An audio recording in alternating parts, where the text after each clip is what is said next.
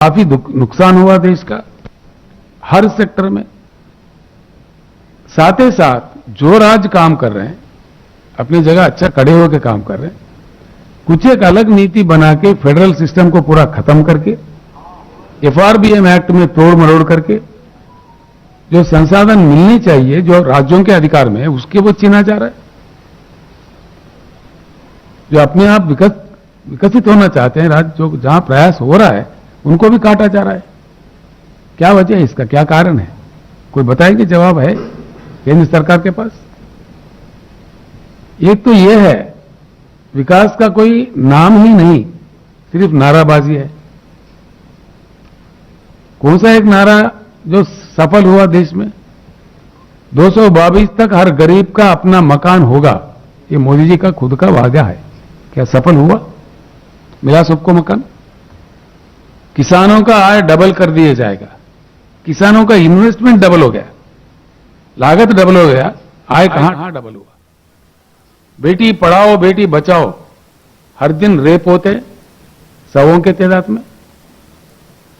किस वर्ग का विकास हुआ, किसका रक्षा हुआ? और इसको, इन सब चीजों को छोड़ के एक दूसरी बहुत बड़ी खतरा बात, देश के लिए बहुत बड़ा खतरा ये लोग खड़ा कर रहे हैं, जो धर्म की बात को लेके लोगों को भावुक बना करके अपने चिल्लर पल्लर राजनीति लब्धि के लिए सारे देश को टूटा जा रहा है, तोड़ा जा रहा है। ये कहां तक सही है? इससे देश का कितना बड़ा खतरा बनेगा आगे चल के? देश का क्या होने वाला है? अंतर्राष्ट्रीय स्तर पर क्या होगा? हालात यहां तक बिगड़ रहा है कि विदेशों में हमारे दूतावास के प्रतिनिधि को बुला के माफी मांगा जा रहा है। ये कितनी बड़ी शर्म की बात है। इसके भलाई के लिए यह काम किया जा रहा है।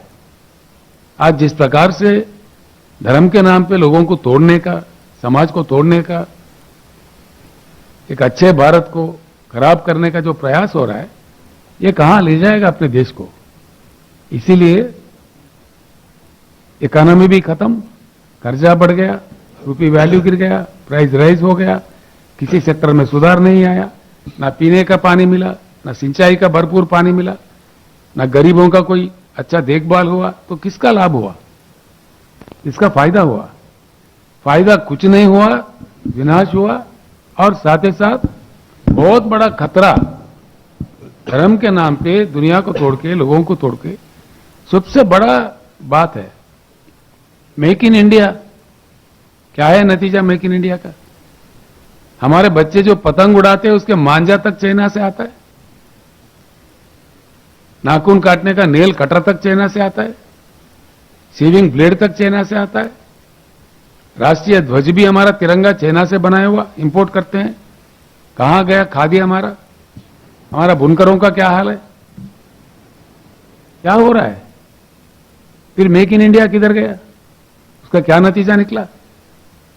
सही सवाल अगर हम अपने दिल से पूछे, हुआ कुछ नहीं है, विनाश ज्यादा हुआ है और आगे बहुत बड़ा खतरा इस देश के लिए खड़ा हो रहा है। इसीलिए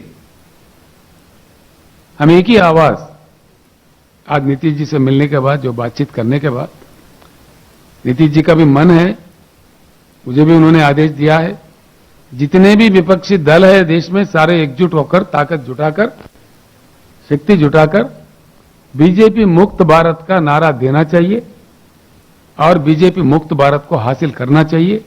तभी देश फिर से खड़ा हो सकता है, आगे बढ़ सकता है, अंतर्राष्ट्रीय स्तर पर एक अच्छा अपना स्थान बना सकता है। मैं एक अन्य बात भी कहना चाहूंगा इस दौरान, आपसे प्रार्थना भी है, नीतीश जी ने भी प्रार्थना की, आप ये बात जरूर जनता तक ले जाए।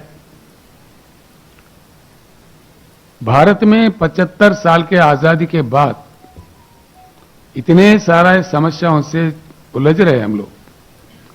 इस स्थिति से भारत को अगर निकलकर बाहर जाना है, कुछ ये अब तक रूटीन जो 75 साल में चलता आया है उससे उठकर आउट ऑफ बॉक्स सोचना चाहिए।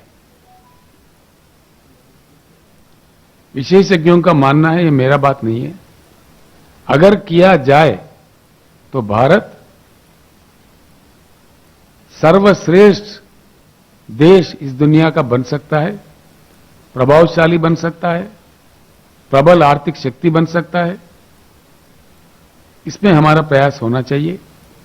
एक उच्च गुणवत्ता वाली बदलाव भारत में चाहिए, ये बिल्कुल चाहिए। अगर हमारे पास ज्ञान नहीं है, पूरी दुनिया में जहां ज्ञान है वहां से प्राप्त करना चाहिए हम लोग। चाइना, जिसकी जीडीपी हमसे कम थी 1980 तक, 81 तक भी, उन्होंने कर पाया, कर दिखाया। उनका इकोनॉमी पहुंच गया $16 ट्रिलियन में। आज हम $3 ट्रिलियन के आसपास में घूम रहे हैं। बड़ा शर्म की बात है।